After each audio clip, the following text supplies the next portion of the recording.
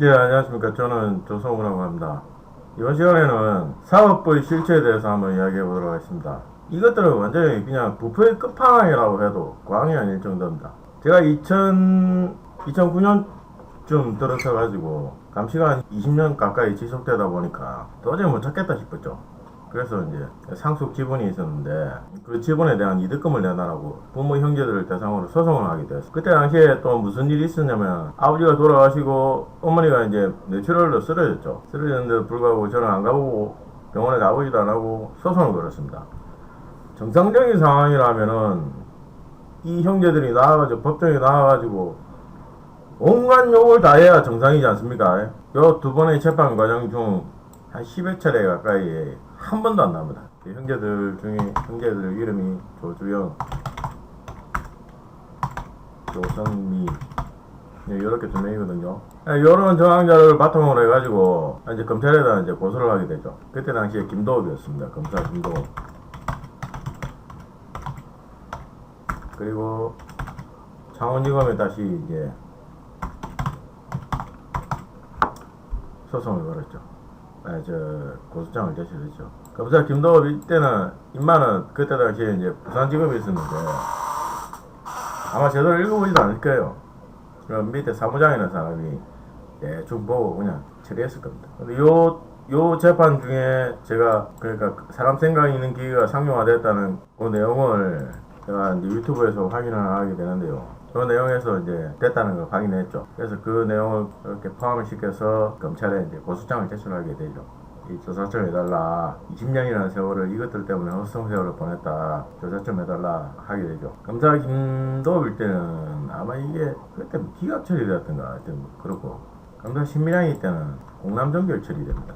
근데 법이 없으니까 이제 뭐 어떻게 할 수가 없다 이거죠. 그럼 법이 없으면은 입법 건의를 해가지고 빨리 조치를 취해야 되는 거 아닙니까? 그게 뭐 해야 될 당연한 의무죠. 국민들뿐만 아니고 지도 국민이라는 사람으로서 같이 감시당할 수도 있고 지재산을 국정원인들한테 뭐 뺏길 수도 있는 그런 데뭐 아닙니까? 그럼 당연히 상부에 보고하고 어떤 조치를 취해야 되는 거죠. 하나도 안 합니다. 근데 뭐 검찰에 고소장을 제출해도 안 되고 언론은 제보해도 안 되고 한편으로 포기할까 하는 뭐 그런 마음도 있었는데 뭐 감시가 계속 되고 뭐 제대로 된 상황을 할 수 없으니까 승질은 나고 이러니까 또 이제 재판을 진행하게 되죠. 이런 내용을 이제 써서 이제 소상에다 제출했죠. 재판장에서 이제 물어보면 그때 이미 상용화 됐다고 그 내용까지 설명을 참여했습니다. 아예 물어보지도 않습니다. 이런 관련 근거자료 있냐고 물어보는 놈 단 한 놈도 없었습니다. 저거 정신병자다 이거. 면전에다 대놔놓고 그딴 소리야 하고 일합니다. 얼마나 모자란 것들이 사법부에 득실거리고 있는지 알 수 있는 대목이죠. 그래서 이 내용을 이제 이 텔레비전 방송국에 나왔다는 내용을 소장에다 적습니다. 아예 그냥. 이제는 뭐 이제 자기들도 알게 됐지 않습니까? 상용화 됐고 이런 행동도 좀 이상하고 자체적으로 이제 조사관을 파견해가지고 뭐 좀 내사를 한 것 같아요. 이 내용이 다 사실이거든. 그럼 그 뒤로 입법 건의를 해야 되는 거 아닙니까? 건의를 해서 더 이상 피해자들이 생기지 않도록 어떤 조치를 취해야 되는데 다음에도 입법 조치가 안 되고 그냥 그대로 그냥 묶어 넘어가는 겁니다. 어떤 사람은 이 법원이 사법부지 입법부가 아니지 않느냐 뭐 이런 말도 하는데 뭐 지는 국민 아닙니까? 예? 지 재산과 마누라 뭐 식구들은 피해 안 당한다는 보장이 있어요. 일반 민간인이 하는 것보다 지들이 법원이 입법이 되도록 해야죠. 그런 의무가 당연히 있는 거죠. 그럼에도 불구하고 아무것도 안 했다는 거는 국정원하고 붙어 처먹었을 가능성이 상당히 큽니다. 국정원하고 공모하면서 어떤 조건을 내걸었을 가능성이 큰데요. 우리는 감시하지 마. 우리 감시하면 그거는 그냥 안 둔다. 뭐 이런 국정원하고 협조했을 가능성이 상당히 큽니다. 그리고요. 이 판사 김정일이 때 재판이 좀 부당하다고 항소를 진행했습니다. 요 과정에서 이제 제가 판사 김정일이 욕을 좀 했습니다. 그러니까 법정 진술을 중지시키더라고요. 그 다음 재판 때 변호사를 대동하고 온나 소리를 듣게 되는 거죠. 근데 이제 그 다음 재판 때 변호사 대동 안 하고 혼자 나갔죠. 저는 당연히 이 과정을 읽어봤으면은 그래 억울했던 거 인정한다.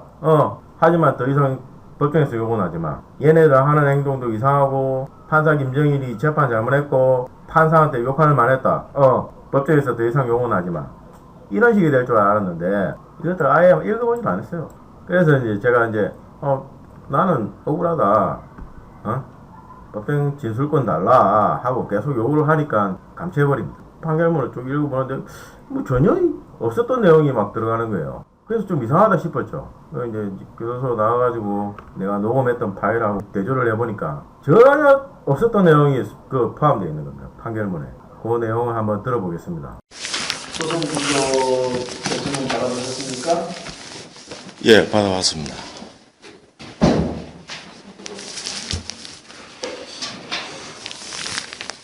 아직까지 변호사 선임 안 돼 있지. 이번 기일까지 변호사 선임 하고 있을 텐데요. 신청 안 했습니다. 예? 신청 안 했습니다. 신청 안 하다니요?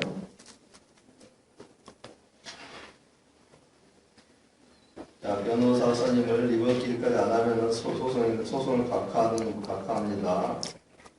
왜 제가 변호사 소송에 선임해야 됩니까? 지금 원고는 지난번에 진술금지를 미용받았기 때문에 답변을 할 수가 없고, 자, 한 번만 더 기회 드리겠습니다. 다음 기일까지 변호사 선임이 안 되면은 아니 왜 제가 변호사 선임해야 되냐고요? 예? 좀 해주시고요. 다음 기일까지. 아니 정당한 이유로 말씀하시고 하셔야죠. 법원이 일을 제대로 하고 그런 지시를 해야 될 거 아닙니까? 금지를 명했기 때문에 예? 말씀하실 수 없습니다. 11월 20일 날 2시 40분 50분 하겠습니다. 11월 20일 법원이 일을 제대로 하고 그럼 지시사항을 내리셔야죠. 기일까지 변호사 선임이 안 되면은 각하가 됩니다. 다시 한번 말씀드립니다. 법원이 일을 제대로 하고 그런 말씀을 하셔야죠. 예? 김정일이 쓰레기 재판했죠? 재검토 수정 안 됐죠? 송종환이 재활용했죠? 자, 감치 준비하겠습니다. 그리고 일단 준비시키시죠.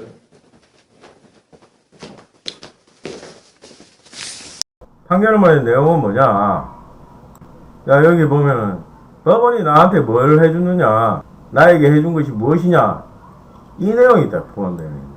녹음 내용 중에서 어디에 이런 말을 제가 한 게 있습니까? 감치할 사안이 안 되는데 억지로 갖다 쳐넣으려고 하다 보니까 거기로 이런 문구를 집어넣어야 되는 거예요. 그럼 그때 당시에 이게 문제가 안 됐었느냐? 아니요, 이 사건 이후로 법원에서 서기를 전부 다 없어졌습니다. 싹 다 없어지고 녹음기로 싹 대체됐죠. 그러면 판사 김주식이가 허위 판결문 작성으로 처리를 받았느냐? 아니요, 그냥 책임지고 나와가지고 그냥 변호사 생활하고 있습니다. 판사 이수홍이, 김영주 여기다 다 판사 생활하고 있습니다. 국민이 대우해주니까 범죄자 새끼들하고 공모해가지고 입법 조치는커녕 덮어놓고 넘어가려고 지랄하고 있었고, 이렇게 허위 판결문 작성한 놈들은 아무런 처벌도 안 받고, 꼬라지에 이런 것들이 주워 본 거는 있어가지고 이끼 들어온다고 국민들 보고 일나라게 해놨고, 그게 예의라고 떠들어대고 있습니다. 사법부요, 대한민국 공무원 새끼들 중에 제일 썩어 나빠진 새끼들이 바로 이 새끼들일 겁니다. 그 경찰서에서는 이런 기계가 있는지조차도 몰라요. 제가 얼마 전에 고소장 제출을 하려고 어제 경찰서에 갔더만은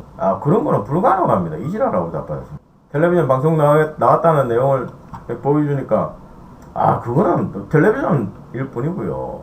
그건 실제로는 안 됩니다. 이지랄하고 자빠졌습니다. 아직까지도 있는지조차도 모르고 있습니다. 있는지조차도. 일부 몇몇 아는 놈들은 덮어보고 범죄자들하고 공모해가지고 덮어보고 이런 식으로 사법 정의는 묵살해버리고, 이런 것들이 대한민국 사법부의 실체 이상입니다.